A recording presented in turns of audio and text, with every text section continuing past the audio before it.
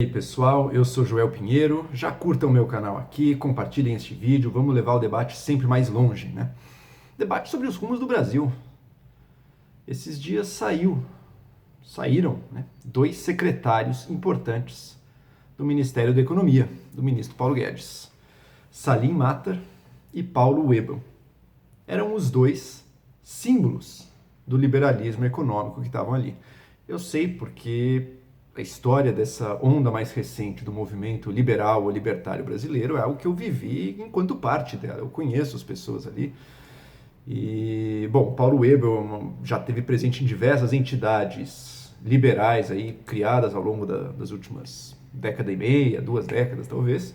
E o Salim Matar é um dos grandes financiadores de muitas das iniciativas ali. Então eram dois nomes assim totalmente alinhados a essa propostas de livre mercado, menos Estado, enfim, desestatização, privatização, tornar processos estatais mais eficientes, e saíram agora.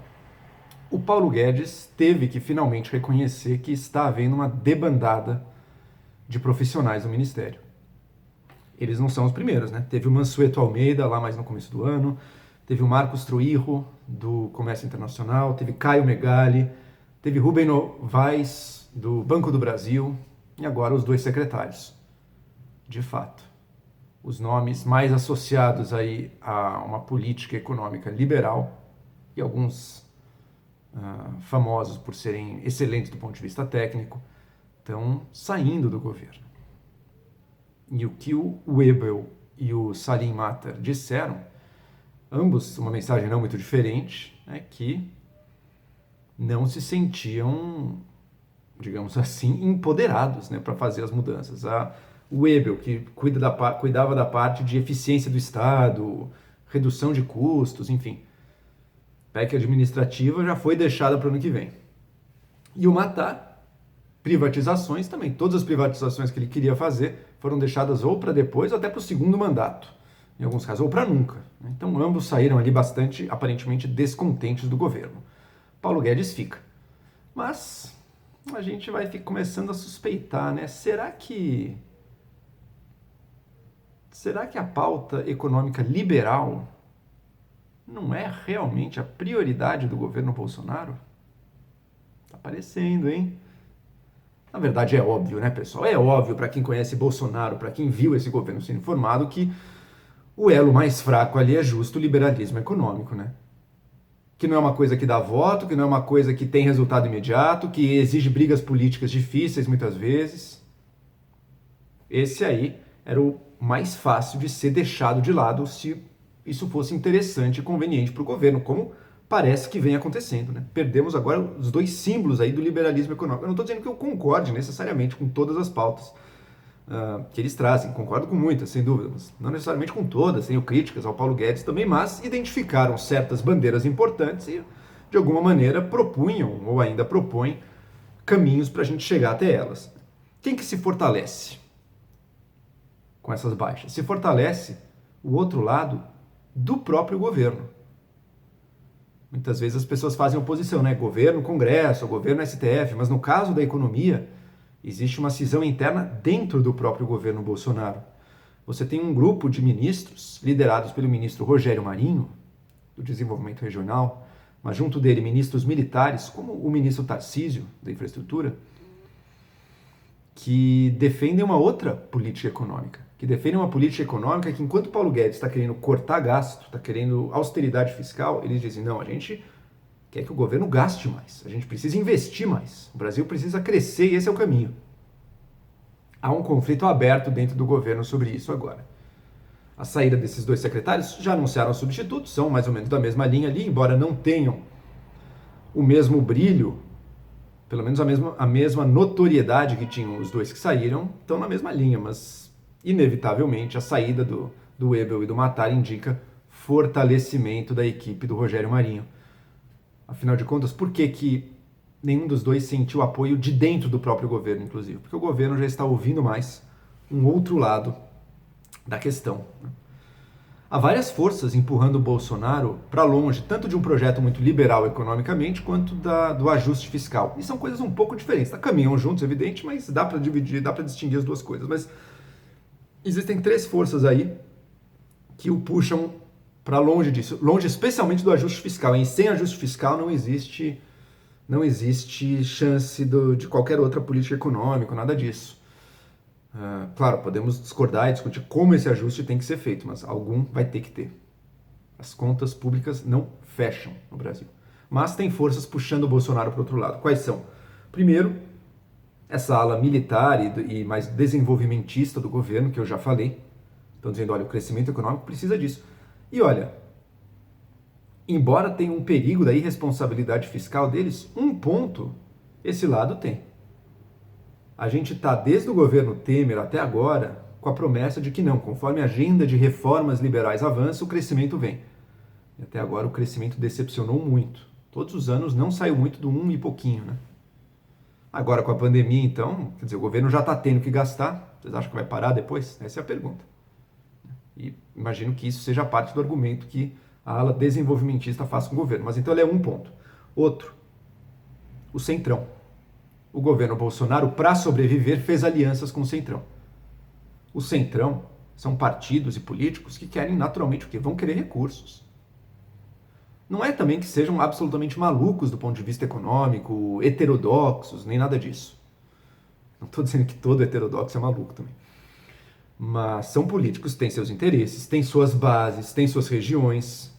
É muito difícil você selar uma aliança com alguém, com um partido, fechando a torneira, né? O que o presidente tem para dar para os partidos? Cargos, que significa controle de recursos também, fundos como a FUNASA, o FNDE, e recursos que você negocia no orçamento aí, de emendas parlamentares e outras questões. A política é também uma briga por recursos escassos ali. Uma discussão sobre para onde a gente vai direcioná-los. Se eles querem recursos. Se fechar a torneira, tá aí, você não me quer como aliado, né? E por fim, o próprio Bolsonaro. O Bolsonaro percebeu nessa pandemia algo que não tinha ficado tão claro para ele antes, acho, como o uso do dinheiro da popularidade. Ele viu com esse auxílio emergencial, né? O Guedes também gostou, na verdade. Pô, estamos aqui, achamos uma mina de ouro do apoio popular. A gente pode até se dar o luxo de perder um pouco aquele apoio da militância mais radical de classe média, porque agora a gente tem o povão vindo pra gente, porque a gente está distribuindo renda. O auxílio emergencial chegou a aumentar o padrão de vida da parte mais pobre da população brasileira. A miséria no Brasil caiu durante a pandemia. É incrível isso. A miséria, né? Muita gente piorou de vida, mas os miseráveis melhoraram um pouquinho, em média. Por causa dessa transferência. E essa transferência dá popularidade e o Bolsonaro, como qualquer político... vocês acharam que não era, né? Que o Bolsonaro era um ser vindo do céu, diferente, né? Apesar de uma carreira de 30 anos, da mais velha e fisiológica pequena política, inclusive com funcionário fantasma, laranja e tudo mais, mas tudo bem, vocês acharam que era diferente. Mas não é. Também quer a reeleição dele, também quer ser popular, também quer crescer. Como é natural, nenhum empresário faz uma empresa para dar dinheiro para os outros, né? Quer ganhar. Um político também, em geral, quer ganhar, não necessariamente dinheiro, mas quer ganhar influência, quer ganhar popularidade, quer ganhar sucesso, quer que o seu grupo político cresça. E ele está vendo agora que gastando ele faz isso. O que ele vai cortar? Isso não está claro. É muito fácil topar aumento de gastos, é muito fácil topar novos gastos. Então, no fim do ano passado, o governo fez aquela capitalização de empresas militares, né? 10 bilhões de reais. 10 bilhões de reais acaba com as contas públicas? Não. Perto do orçamento do governo federal, nem é tanto assim. Então, é fácil aceitar um gasto desses. Agora, de um em um, de grão em grão, a galinha vai enchendo o papo. Já cortar é mais difícil. Cortar 10 bilhões de reais, cortar 1 bilhão de reais que seja nas universidades, como foi levantado aí, talvez por orçamento, isso aí, meu amigo, dá muita choradeira.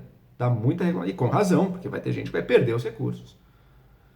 O governo vai ter Renda Brasil, que de alguma maneira ele vai aumentar as transferências de renda permanentemente no país, é o que o Guedes quer fazer. Vai ter o novo Fundeb, esse fundo de financiamento da educação, que o governo federal vai ter que botar mais dinheiro. Os militares querem investir. Tudo isso custa dinheiro. E as contas públicas? E o ajuste fiscal? Aí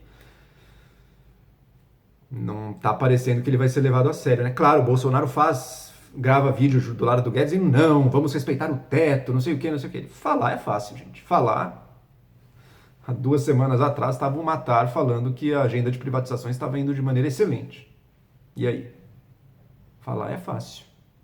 Cadê o apoio real para as coisas que exigem, às vezes medidas num primeiro momento impopulares, que exigem comprar brigas com grupos políticos poderosos?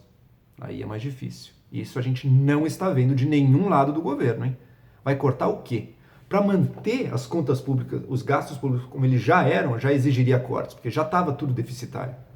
Aumentando o gasto, e vai cortar o quê? Não está claro ainda o que vai cortar. Um lado vai aumentar impostos. Provavelmente o Guedes quer aumentar impostos, eu acho que ele quer isso.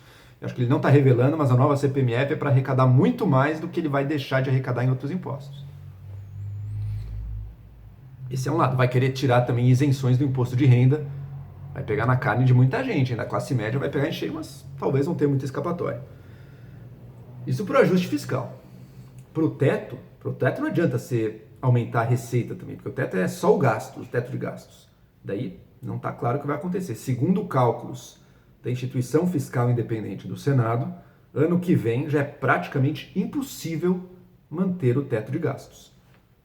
Vai ter que furar. Não está claro, ou flexibilizar, ou mudar alguma coisa, não está claro. O próprio governo já vinha procurando exceções, gambiarras ali para botar gastos no meio, né? Então o próprio Ministério da Economia quis botar no Fundeb da educação, que está fora do teto, quis botar uma parte da Renda Brasil ali, malandramente. O Congresso não deixou, mas continuam buscando caminhos. O desafio fiscal do governo é sério. Ele vai ter que ser enfrentado. Não adianta belas palavras, vai ter que comprar brigas e vai ter que deixar muita gente insatisfeita. Não tem como mudar isso. Não tenho a menor ilusão quanto a esse ponto. As reformas liberalizantes para melhorar o ambiente de negócios também compram brigas. Privatizar uma estatal não é fácil. Nesse ponto, eu acho que a ala mais liberal do governo também tem algo a aprender, né? Não estou dizendo que eu já sei disso, eu seria o mais ingênuo até do que ele se me desse um cargo de gestão pública, mas estou dizendo uma coisa que a experiência prática tem mostrado, né? Gestão privada é muito diferente de gestão pública. Ideologia liberal é muito diferente de fazer bem o trabalho que você tem que fazer no governo. Então pega o Salim Matar, um grande empresário, muito bem sucedido, tem ideias liberais, tudo. Chegou no governo, o que ele entregou? Ele até falou dos méritos dele ali, né? Mas de privatização mesmo, no duro, não teve. Venderam empresas subsidiárias de estatais, venderam participações do governo em empresas, mas isso não é privatizar uma empresa mãe, estatal zona ali, não. Não é. E, na verdade, o governo, no fim do ano passado, ele criou pelo menos uma nova estatal, né? Ligada aos militares, nem esqueci até o que era, mas criou uma nova estatal. Ou seja, o Salim Matar, o secretário de privatizações, deixa o governo com mais estatais no governo do que tinha antes dele entrar. Infelizmente, a vida na gestão pública não é fácil, tem muitas resistências. É o que ele próprio disse, ele reconheceu e escreveu isso. Ou você tem uma vontade política real, e daí é o apoio do governo todo, do presidente, para comprar essa briga, ou não vai acontecer. Não tenho a menor ilusão disso. Bolsonaro nunca foi nenhum grande adepto do liberalismo econômico, nem nada disso, né? Mas conseguiu dar uma enganada ali e botou pessoas que são. Sem apoio, não tenha grandes esperanças para essa agenda. A esperança que a gente pode ter está no Congresso. No Congresso, há também congressistas liberais como Rodrigo Maia, que estão com uma agenda econômica aí que muita consonância. Então, dali, do trabalho do governo, quando o Congresso está de acordo, dá para esperar.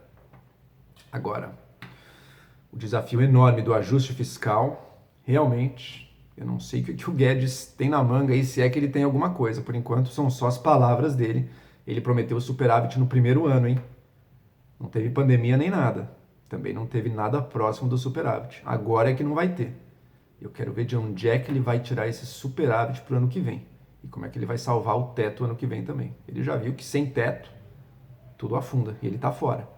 Mas como é que ele vai salvar? Não está fácil a vida pela frente. Ou o governo vai apoiar e bancar isso aí de verdade, ou podem dar adeus a qualquer minúscula esperança de qualquer movimento econômico liberal que vocês pudessem ter tido nesse governo. É isso aí.